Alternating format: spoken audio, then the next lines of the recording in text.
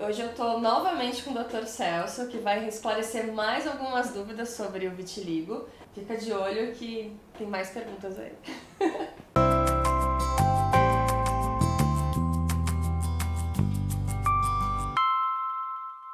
Uma das coisas que eu sempre tive curiosidade em tentar entender é que quando eu fui diagnosticada com a doença, logo depois eu descobri que eu tinha problema na tireoide.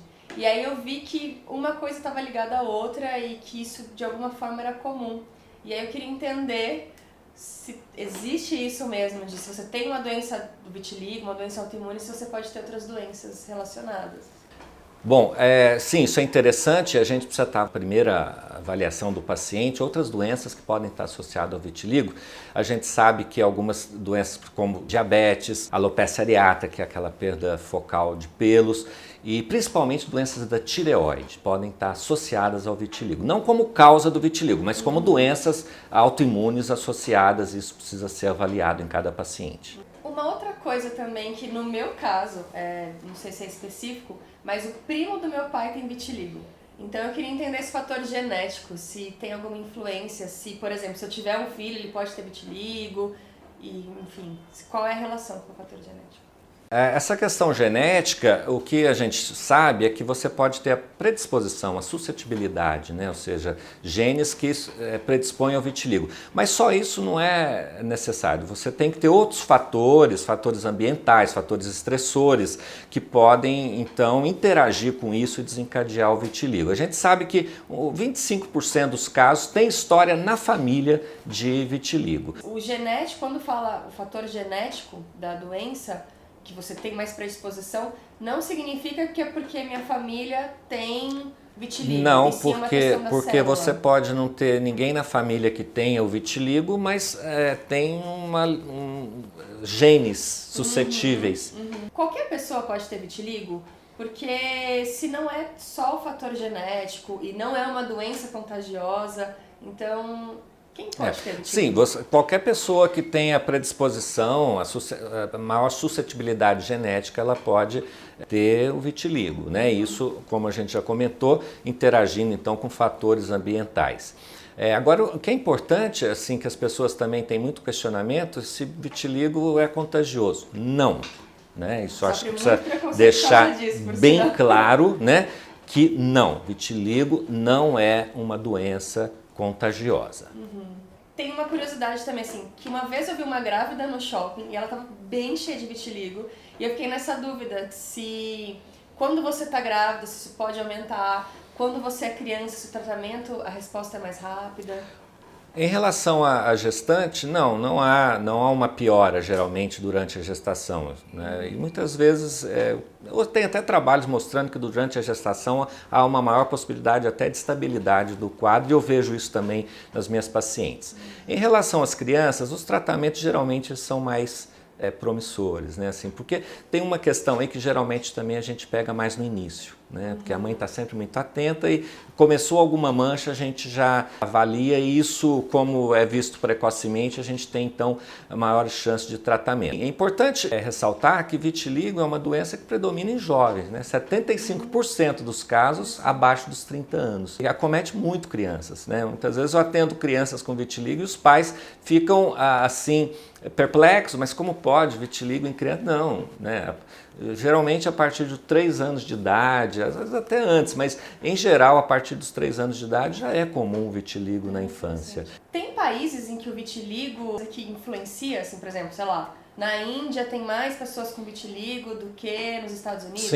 Sim, você tem diferentes índices de prevalência dependendo de cada país, às vezes dentro de um país, regiões, né? E aí nós vamos ter questões genéticas e também de meio ambiente, né? Dos estressores que a gente chama, que isso pode variar de acordo com cada país. A Índia a gente sabe que tem uma prevalência grande, né, de vitiligo. No Brasil a gente acredita que esteja lá por volta de 1%, que é o que a gente vê como índice no mundo todo, né? Isso sempre é comentado, 1% da população mundial. E aí, para encerrar essa série toda, eu queria agradecer demais a sua participação, vai ajudar muito.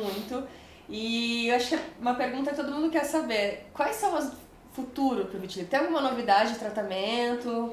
Como que tá Bom, isso? eu acho que assim a questão da tecnologia nesses novos equipamentos de fototerapia estão ajudando muito a gente, né? Hoje você tem então a possibilidade do laser, em que você trabalha muito focal em cada mancha. Isso nós não tínhamos, né?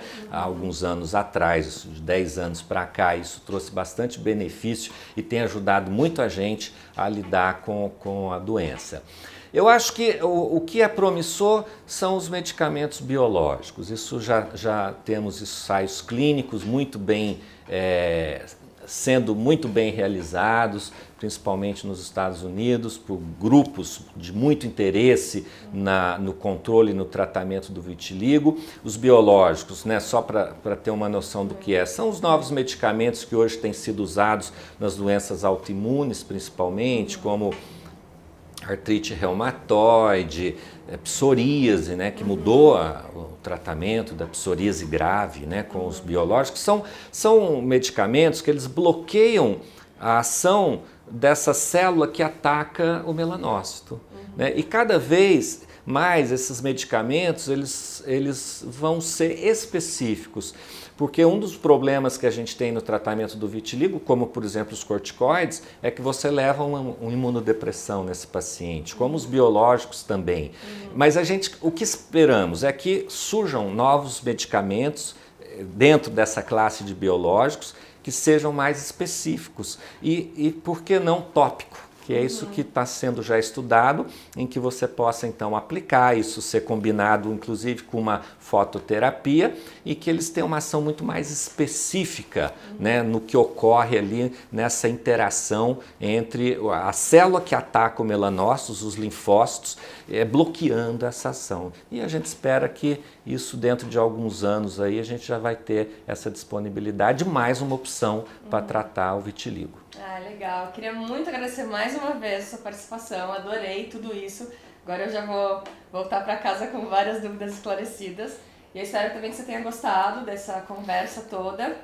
Tem outros vídeos, então se você está vendo pela primeira vez um vídeo, procura na série. A gente fez essa série juntos, com várias perguntas. E se você gostou, comenta, publica, segue a página para saber quais são os vídeos novos. E muito obrigada mais uma vez. Eu que agradeço, acho que essa iniciativa sua é louvável, né, assim, de divulgar sobre a doença, isso vindo de você, mais interessante ainda, que conviveu e convive com o problema, e eu acho que o vitiligo é uma doença que gera muita necessidade de informação, né, informação correta, que às vezes não é o que a gente vê, e isso é um problema que a gente tem visto em todas as áreas, e não seria diferente com o vitiligo. E eu acho que isso é muito interessante, espero que esse bate-papo tenha sido útil, né, que você divulgue, que isso possa ajudar aí muita gente. Ah, com certeza vai. Obrigada.